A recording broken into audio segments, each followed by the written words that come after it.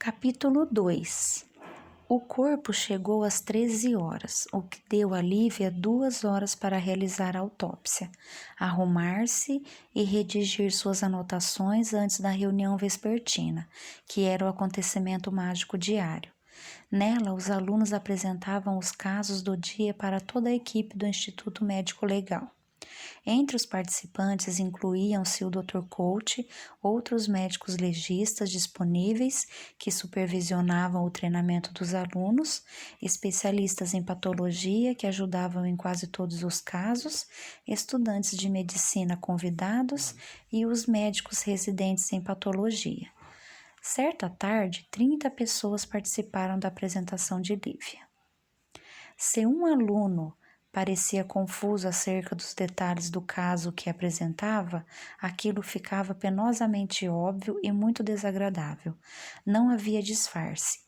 A dissimulação era impossível na gaiola, como era chamado a sala de apresentação, onde ocorriam as reuniões vespertinas, cercada por uma horrível corrente de metal que pertenceu ao quintal de alguém na década de 70. A gaiola era um lugar temido por todos os novos alunos. Manter-se na frente de uma grande plateia podia ser algo estressante e desafiador. Mas, ao longo do ano, era algo que também devia ficar mais fácil. Não se preocupe, um aluno que acabara de se formar dissera a Lívia quando ela ingressou no curso, em julho. A gaiola é um lugar que você vai odiar no início, mas depois vai amar. Após 2 meses de curso, o caso de amor ainda não tinha florescido.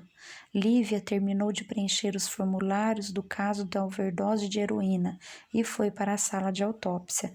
Vestiu o descartável avental azul sobre a vestimenta cirúrgica, calçou 3 luvas de látex em cada mão e pôs o protetor facial.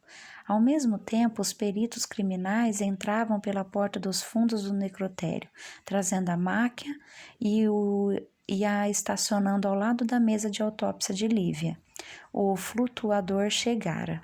Numa sala de cirurgia esterilizada, as vestimentas cirúrgicas destinavam-se a proteger o paciente do médico.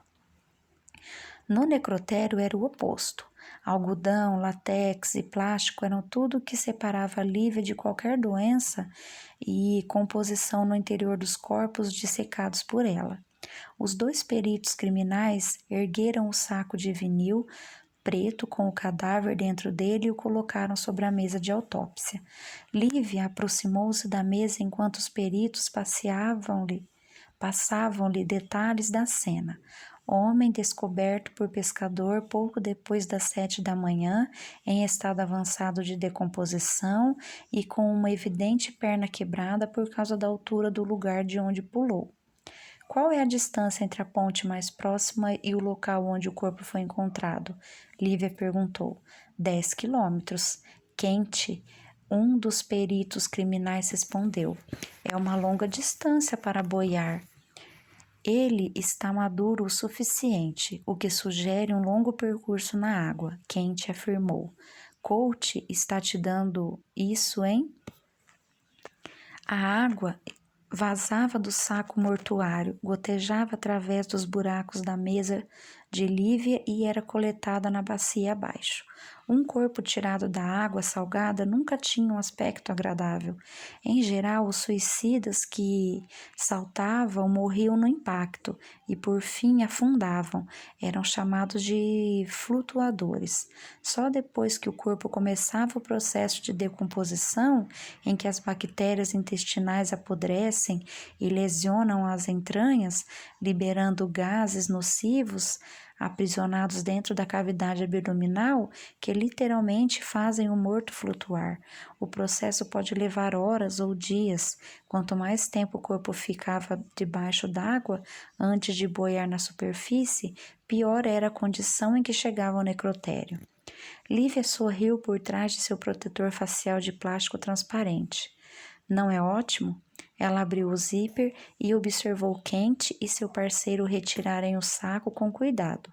De imediato, Lívia constatou que o corpo estava em estado bastante avançado de decomposição, pior do que qualquer flutuador que vira antes.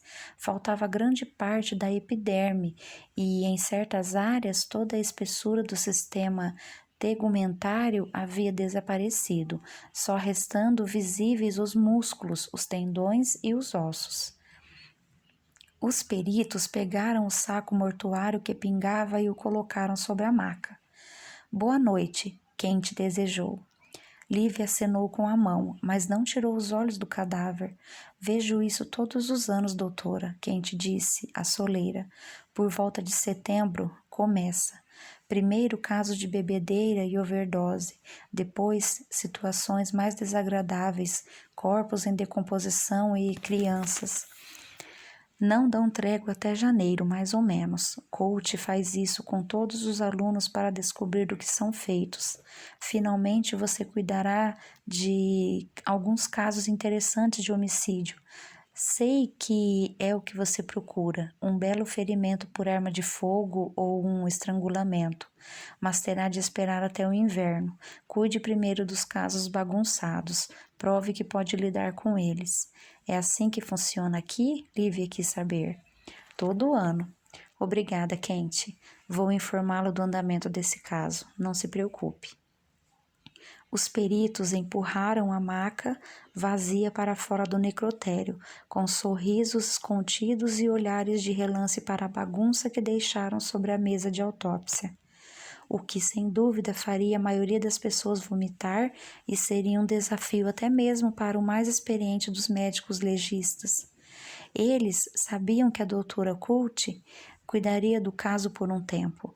Muito trabalho e muitos problemas, e provavelmente algumas ânsias de vômito, tudo para relatar no atestado de óbito que a causa da morte fora lesão em órgão interno ou dissecação da aorta e a maneira, suicídio.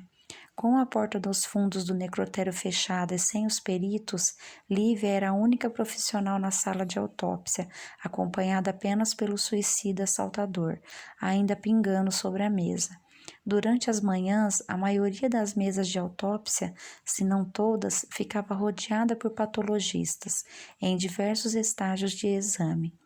Outros especialistas também circulavam pela sala para oferecer ajuda. O necrotério não era um ambiente esterilizado. E para entrar nele bastava um crachá do Instituto Médico Legal ou um distintivo policial. Os detetives costumavam abordar os patologistas esperando uma informação crucial que lhes permitisse deflagrar uma investigação.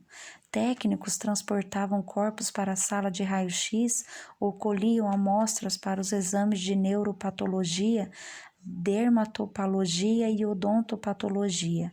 Outros técnicos completavam o processo de autópsia, suturando as incisões feitas pelos médicos.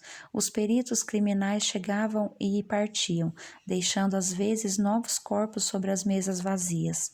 O Dr. Colt supervisionava tudo, circulando pela sala de autópsia com as mãos entrelaçadas nas costas e os óculos pendurados na ponta do nariz. As manhãs eram um caos organizado. Porém, essa era a primeira vez que Lívia fazia 2 autópsias num único dia e ficava na sala de autópsia no horário vespertino. Em geral, esse era o período do dia dedicado ao trabalho administrativo, no qual ela se dedicava a fazer anotações e se preparar para a reunião das 3 da tarde na gaiola. Com apenas ela e o corpo no necrotério silencioso, Lívia sentia a intimidação do lugar. Todos os sons se amplificavam, como os dos instrumentos retinindo na mesa de metal e reverberando nos cantos, e os dos cadáveres pingando como uma torneira mal fechada na bacia abaixo. Em geral, as serras para os ossos das mesas adjacentes ou as conversas de seus colegas abafavam aqueles ruídos. Porém, hoje, os movimentos de Lívia ficaram ampliados e óbvios, resultando numa experiência muito desagradável, enquanto ela manipulava o corpo e e o corpo à sua frente. Demorou algum tempo para ela se adaptar à solidão, mas quando se aprofundou no exame externo, o vazio do necrotério sumiu e tudo o que restou foi o ceticismo. Em geral, as pessoas que se suicidam saltando apresentam hemorragia interna dos órgãos. O impacto da queda, dependendo da altura do salto, causa a morte de diversas maneiras. Muitas vezes, uma costela quebrada espetava um pulmão ou perfurava o coração, e a ensanguinação, sangramento até a morte, era a causa mortis. O impacto podia desalojar a aorta do coração ou romper outro vaso vital e causar a hemorragia. Nesses casos, Lívia abriria a cavidade abdominal para encontrar sangue acumulado e aprisionado em um compartimento circundante ao órgão que sofreu a lesão. Outras vezes, o corpo se mostrava em forma satisfatória, e isso se devia ao fato de o esqueleto ter conseguido proteger os órgãos internos. Quando Lívia viu essa apresentação, soube que tinha de olhar para o crânio e o cérebro, que provavelmente mostrariam fraturas e hemorragia subaracnoide. Ao olhar para o cadáver à sua frente, que fora apresentado como pertencente a um homem encontrado flutuando em Emerson Bay, Lívia entendeu que não era esse o caso.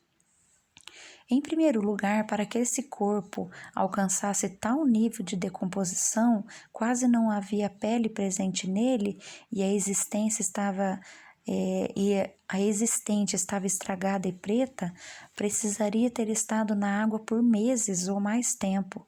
Se assim tivesse sido, o corpo não teria boiado. Lívia tinha certeza de que não boiara. Os gases intestinais que fazem um corpo flutuar precisam estar contidos na cavidade abdominal, e aquele corpo não tinha essa cavidade. Tudo o que restava do intestino era uma parede de músculo e tendão, que mantinha os órgãos no lugar, mas que sem dúvida não tinha ar estanque para reter os gases. Em segundo lugar, a perna quebrada que os peritos tinham documentado não era típica de um saltador que aterrissava com os pés. Esses corpos apresentavam lesões de impacto e pressão ascendente dos ossos, às vezes com a tíbia subindo acima do joelho e alcançando a coxa, e também com o fêmur deslocado na bacia. O corpo diante de Lívia tinha um fêmur fraturado horizontalmente, indicando trauma localizado e não trauma de impacto total referente a um corpo pousado de lado na água e de jeito algum pousado primeiro com os pés. Lívia fez anotações na prancheta e em seguida começou o exame interno, que mostrou falta de qualquer lesão nos órgãos. A caixa torácica estava em perfeito estado, o coração era saudável, com a aorta e a veia cava inferior bem justaposta. O fígado, o baço e os rins não apresentavam lesões. Os pulmões estavam vazios de água. Lívia era meticulosa com sua documentação e cuidadosa ao pesar cada órgão. Depois de 1 hora de autópsia, sentia o suor cobrir seu rosto e a vestimenta cirúrgica grudar em seus braços e nas costas. Consultou o relógio da parede e viu que passava um pouco das 2 da tarde. Movendo-se para a cabeça do cadáver, ela buscou fraturas faciais e examinou a boca e os dentes. Se uma identificação fosse feita nesse corpo, viria por meio da análise da arcada dentária, pois esse desconhecido não possuía nenhuma pele referente à impressão digital e sem a presença de derme.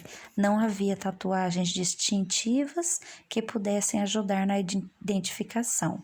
Durante o exame da cabeça, Lívia notou orifícios circulares no lado esquerdo do crânio. Contou 12 orifícios aleatoriamente espalhados através do osso.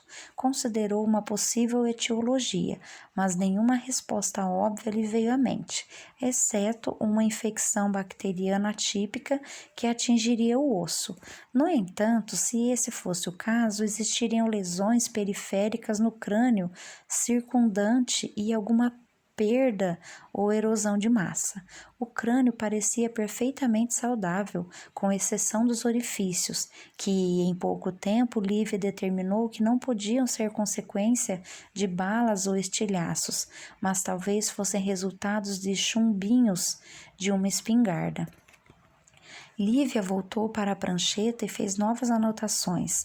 Então, com a ajuda da serra para ossos, realizou a craniotomia e removeu a parte superior do crânio, da mesma forma que faria com uma abóbora no Halloween.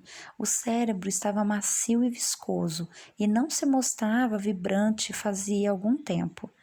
Grande parte do trabalho num corpo em decomposição era mais difícil do que numa autópsia tradicional. A remoção do cérebro era a exceção. Se ainda se encontrava intacto, em geral saía do crânio sem muito esforço, com a dura mater não mais o encerrando. Após cortar a medula espinhal, Lívia pôs o cérebro sobre um carrinho de metal ao lado da mesa de autópsia.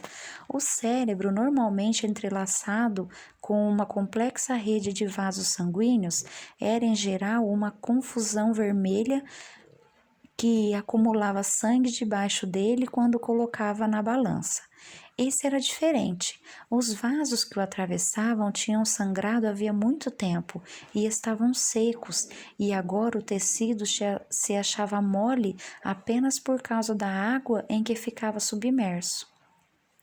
Ao examinar o cérebro de perto, na área debaixo das perfurações do crânio, Lívia localizou os orifícios correspondentes no tecido.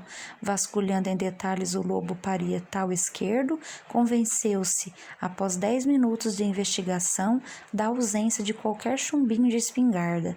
Enxugou a testa com o dorso do antebraço e olhou para o relógio.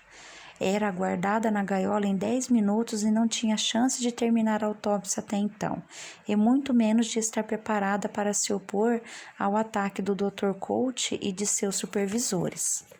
Diante dela estava um corpo tirado das águas da baía que não apresentavam lesões internas, mas sim perfurações espalhadas pelo crânio e uma fratura femoral não característica de um suicida assaltador. Apesar do pânico de Lívia, ela sentiu vontade de telefonar para Kent, o perito criminal, e dizer-lhe que ele estava equivocado, não só a respeito do corpo, que com certeza não era de um saltador, mas também sobre o timing do Dr. Coach. Ele desovava um homicídio na frente dela e, tecnicamente, ainda era verão.